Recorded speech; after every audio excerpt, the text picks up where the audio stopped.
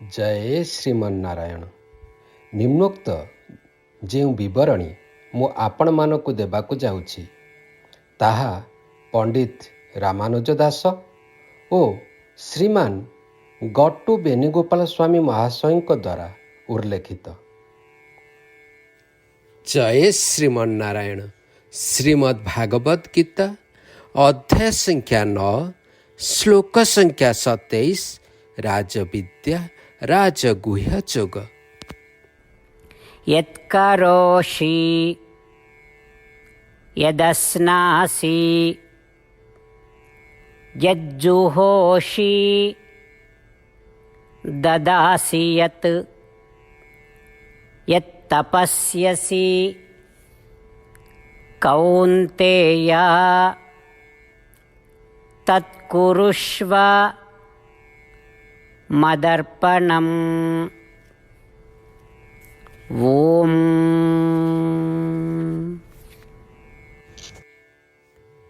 गीताचार्य श्रीकृष्ण परमात्मा अर्जुन माध्यम आम समस्तंकु राजविद्या राजगुह्य जोगर दिग्दर्शन देउछंती। परमात्मा कहउछंती, हे अर्जुन,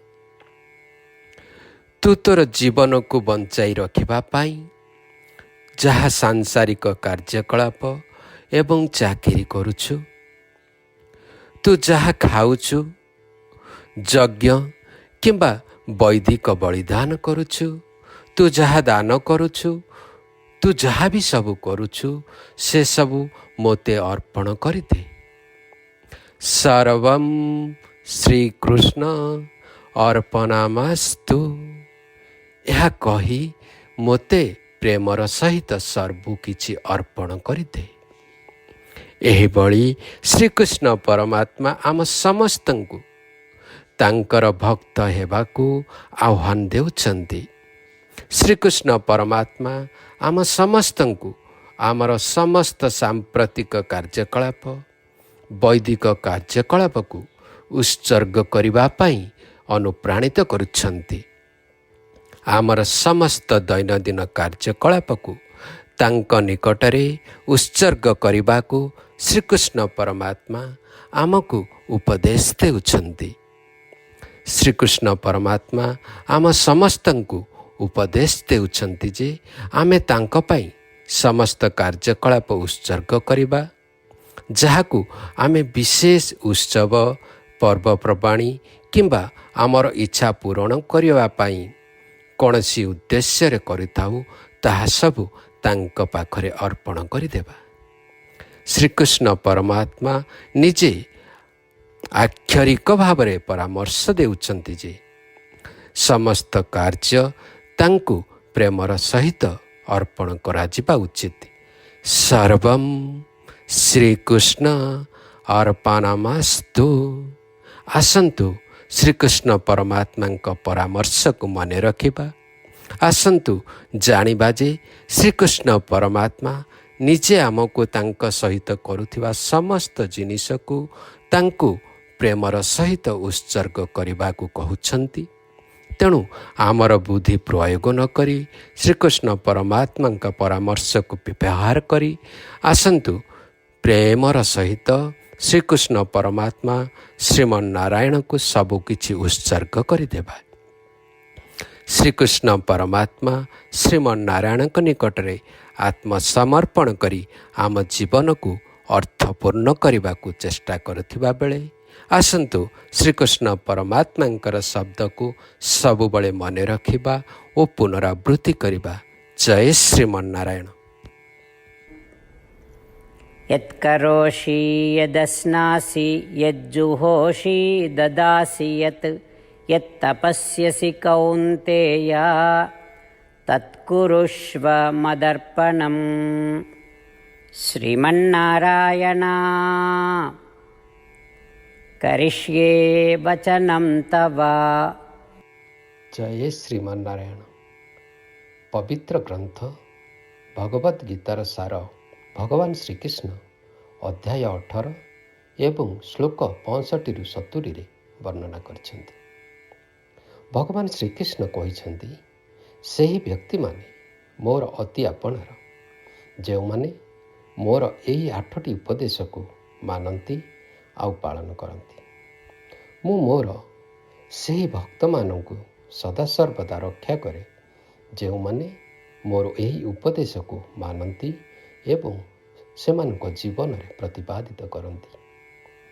ଭଗବାନ ଶ୍ରୀକୃଷ୍ଣଙ୍କଠାରୁ ସମ୍ପୂର୍ଣ୍ଣ ଭଗବତ ଗୀତାର ଜ୍ଞାନ ଶୁଣିଲା ପରେ ଅର୍ଜୁନ କହିଥିଲେ, କରିଷେ ବଚନମ୍ ତବ, ଅର୍ଥାତ୍ ହେ ଶ୍ରୀକୃଷ୍ଣ, ମୁଁ ଆପଣଙ୍କର ପ୍ରତିଟି ବାକ୍ୟ ଓ ଉପଦେଶକୁ ପାଳନ କରିବି। ତା'ର ଫଳସ୍ୱରୂପ ଭଗବାନ ଶ୍ରୀକୃଷ୍ଣ ଅର୍ଜୁନକୁ ସମସ୍ତ ପ୍ରକାରର ବିଜୟ ଓ ସଫଳତା ପ୍ରଦାନ କରିଥିଲେ। ଆସନ୍ତୁ ସେହି ପରମାତ୍ମା ପ୍ରଭୁ ଶ୍ରୀକୃଷ୍ଣଙ୍କ ପାଖରେ ଏହି 8ଟି ବାକ୍ୟ ପାଳନ କରିବା ପାଇଁ ପ୍ରତିଜ୍ଞା ନେବା। ଆପଣମାନେ ଏହି ବାକ୍ୟକୁ ମନ ଓ ହୃଦୟରେ ଧ୍ୟାନ କରନ୍ତୁ। ଧ୍ୟାନ କରିବା ସମୟରେ ଭଗବାନ ଶ୍ରୀକୃଷ୍ଣଙ୍କର ଛବିକୁ ମନ ମନ୍ଦିରରେ ରେଖାଙ୍କିତ କରନ୍ତୁ। ଜୟ ଶ୍ରୀମନ୍ନାରାୟଣ। ଏହା ହେଉଛି ସେହି 8ଟି ବାକ୍ୟ ଯାହାକୁ ଆମେମାନେ ପ୍ରତିଜ୍ଞା ନେବା। ହେ ଶ୍ରୀମନ୍ନାରାୟଣ, ଆପଣଙ୍କ ନିର୍ଦ୍ଦେଶ ଅନୁସାରେ ମୁଁ ସଦାସର୍ବଦା ଆପଣଙ୍କୁ ଧ୍ୟାନ କରିବି। ହେ ଶ୍ରୀମନ୍ନାରାୟଣ, ମୁଁ ପ୍ରତିଟି ମୁହୂର୍ତ୍ତରେ ମୋ ହୃଦୟରେ ଆପଣଙ୍କ ଭକ୍ତି ଅର୍ଘ୍ୟକୁ ପ୍ରଜ୍ୱଳିତ କରି ରଖିବି। ହେ ଶ୍ରୀମନ୍ନାରାୟଣ, ମୁଁ ମୋ ଜୀବନର ସମସ୍ତ କର୍ମ ଆଉ ଆପଣଙ୍କ ସେବାରେ ନିୟୋଜିତ କରିବି। ହେ ଶ୍ରୀମନ୍ନାରାୟଣ, ଆପଣଙ୍କ ପ୍ରତିଟି ବାକ୍ୟ ଓ ଉପଦେଶରେ ମୋର ପ୍ରଗାଢ଼ ବିଶ୍ୱାସ ଅଛି, ଆଉ ମୁଁ ସମ୍ପୂର୍ଣ୍ଣ ଭାବେ ନିଜକୁ ଆପଣଙ୍କ ପାଖରେ ସମର୍ପଣ କରୁଛି। ମୁଁ ସଦାସର୍ବଦା ମୋର 2 ହାତ ଯୋଡ଼ି ଆପଣଙ୍କୁ ଶ୍ରୀପଦରେ ପ୍ରଣିପାତ କରୁଛି। ହେ ଶ୍ରୀମନ୍ନାରାୟଣ, ମୁଁ ସର୍ବଦା ଆପଣଙ୍କ ବାକ୍ୟ ଓ ଉପଦେଶକୁ ମନ ମନ୍ଦିରରେ ସାଇତି ରଖିବି, ଯେମିତିକି ମାମ୍ ଏକମ୍ ଶରଣଂ ବ୍ରଜ, ଅର୍ଥାତ୍ ମୁଁ ସର୍ବଦା ଆପଣଙ୍କ ଶରଣରେ ହିଁ ରହିବି। ହେ ଶ୍ରୀମନ୍ନାରାୟଣ, ଆପଣ କହିଥିବା ବାକ୍ୟ ମା ଶୁଚାଃ, ଏହି ବାକ୍ୟକୁ ସର୍ବଦା ମନେ ରଖିବି। ଆପଣଙ୍କ ଆଶ୍ୱାସନା ଅନୁସାରେ ମୁଁ ସର୍ବଦା ଆପଣଙ୍କ ସତ୍ତାକୁ ଅନୁଭୂତି କରିବି। ତାଦ୍ୱାରା ମୁଁ ନିଜକୁ ଭୟ ଓ ଦୁଃଖଠାରୁ ଦୂରରେ ରଖିପାରିବି। ହେ ଶ୍ରୀମନ୍ନାରାୟଣ, ଆପଣ ସଂସାରର କଲ୍ୟାଣ ପାଇଁ ଶ୍ରୀମଦ୍ ଭଗବତ ଭଳି ଯେଉଁ ମହାନ ଗ୍ରନ୍ଥ ପ୍ରଦାନ କରିଛନ୍ତି, ମୁଁ ପ୍ରତିଦିନ ଗୋଟିଏ ଶ୍ଲୋକ ପଠନ କରିବି ଅଥବା ଶୁଣିବା ପାଇଁ ପ୍ରତିଜ୍ଞା ନେଉଛି। ହେ ଶ୍ରୀମନ୍ନାରାୟଣ, ଆପଣ ପ୍ରତିଟି ମନୁଷ୍ୟର କଲ୍ୟାଣ ପାଇଁ ଆଉ ଦୁଃଖକୁ ହରଣ କରିବା ପାଇଁ ଯେଉଁ ଶ୍ରୀମଦ୍ ଭଗବତ ଭଳି ମହାନ ଜ୍ଞାନ ପ୍ରଦାନ କରିଛନ୍ତି, ତା'ର ପ୍ରଚାର ଓ ପ୍ରସାର ପାଇଁ ସଦାସର୍ବଦା ଚେଷ୍ଟା କରିବି। ହେ ଶ୍ରୀମନ୍ନାରାୟଣ, ଆପଣଙ୍କ ପ୍ରତିଟି ବାକ୍ୟ ଏବଂ ଉପଦେଶର ପାଳନ କରିବା ସଙ୍ଗେ ସଙ୍ଗେ ମୁଁ ମୋର ଦୈନନ୍ଦିନ ବ୍ୟବହାରରେ ତାହାକୁ ପ୍ରତିପାଦିତ କରିବି। ମୁଁ ମୋ ଜୀବନର ପ୍ରତିଟି କର୍ମ ଆପଣଙ୍କୁ ସମର୍ପଣ କରିବି। ମୁଁ ପ୍ରଭୁ ଶ୍ରୀମନ୍ନାରାୟଣଙ୍କ ଠାରେ ମୋର ନିଷ୍ଠା ଓ ଭକ୍ତି ସର୍ବଦା ପ୍ରଜ୍ୱଳିତ କରି ରଖିବି। ଜୟ ଶ୍ରୀମନ୍ନାରାୟଣ। କରିଷେ ବଚନମ୍ ତବ। ହେ ଶ୍ରୀକୃଷ୍ଣ, ମୁଁ ଆପଣଙ୍କ ପ୍ରତିଟି ଗୀତା ଉପଦେଶ ଆଉ ନିର୍ଦ୍ଦେଶକୁ ମୋ ଜୀବନର ପ୍ରତିଟି କର୍ମରେ ସମ୍ପାଦନା କରିବି ଓ ଆପଣଙ୍କ ପାଦକମଳରେ ମୋର ଭକ୍ତି ଅର୍ଘ୍ୟ ପ୍ରଦାନ କରିବି। ଜୟ ଶ୍ରୀମନ୍ନାରାୟଣ। यत्करोषि यदश्नासि यज्जुहोषि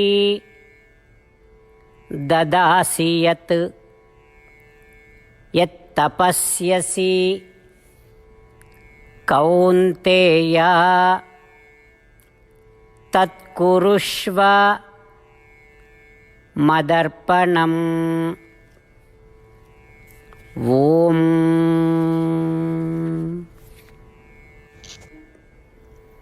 యత్కరోషి యదస్నాసి యజ్జుహోషి దదాసి యత్ యత్తపస్యసి కౌంతేయ తత్కురుష్వ మదర్పణం.